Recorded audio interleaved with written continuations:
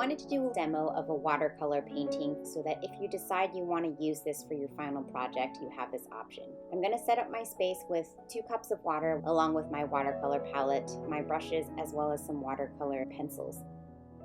I started by marking off my light source in the top right corner, and I'm drawing a few arrows to just show where I'm hitting the actual highlights on this body. My next step is going to be to go in and just brush into the shadow with some water. This will just allow my watercolor paints to flow a little bit easier and really just puddle into the areas that are wet. You'll want to make sure that you have watercolor paper for this. If you try to use watercolor paint on regular paper or copy paper, it will warp the paper or it'll tend to bend it or pucker it in ways that you don't want. Now that I've laid in my wet places, I'm going back in with just a little bit of paint on the end of my brush. I don't need a ton of paint here, and I'm also constantly dipping into the water so I don't have so much paint on the end of my brush. I'm only brushing in the color where the shadow happens. I'm not brushing color solidly in that section. I'm leaving what we call hollandaise, which are those areas that are left white to show that there's some kind of highlight there or that there's some kind of light source hitting that part of the fabric. This is why it's so important that I have you guys practicing rendering light and shadow.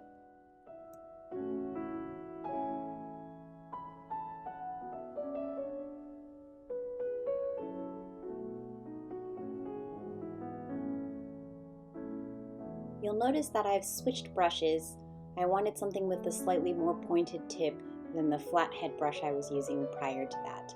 And I keep layering over with color. The nice thing with watercolor is that you're able to put in and take away much easier than if you were coloring with a colored pencil or using a marker where you can't really erase.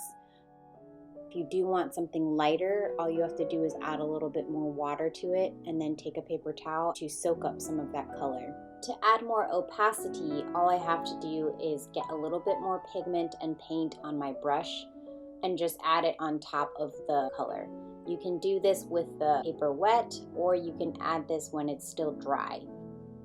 Up till now, I've been having you paint onto water that's already laid down on the paper.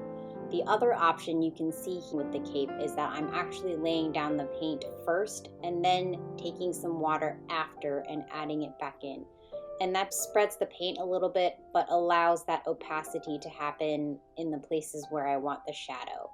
So I use my dry paintbrush to create more of the outline, and then I use water to soften up the edge a little bit more.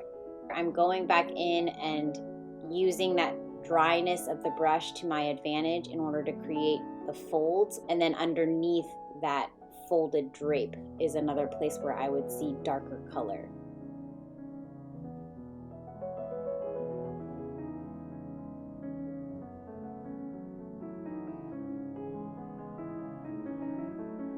Notice I'm not going and adding water every single time. You do want to make sure that you have some differences in shading to show the direction of the light.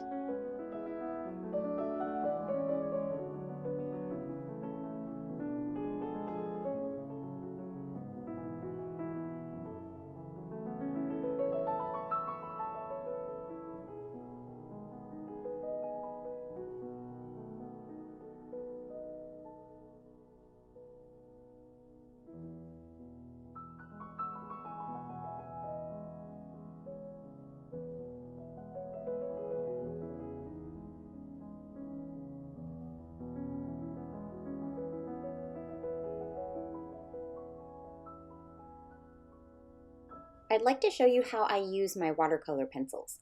They look just like regular colored pencils, and you can see I'm using them to lightly shade in and then covering that over with just regular water. So that's what picks up the pigment of the colored pencils and gives me some of that more precise line that I want, that I wouldn't get with just using a brush and water. My last step is going to be outlining my drawing. If you have a marker that's got different weights, that's actually really great because then you can really have thicker and thinner lines. That gives it a little bit more of a three-dimensional feel.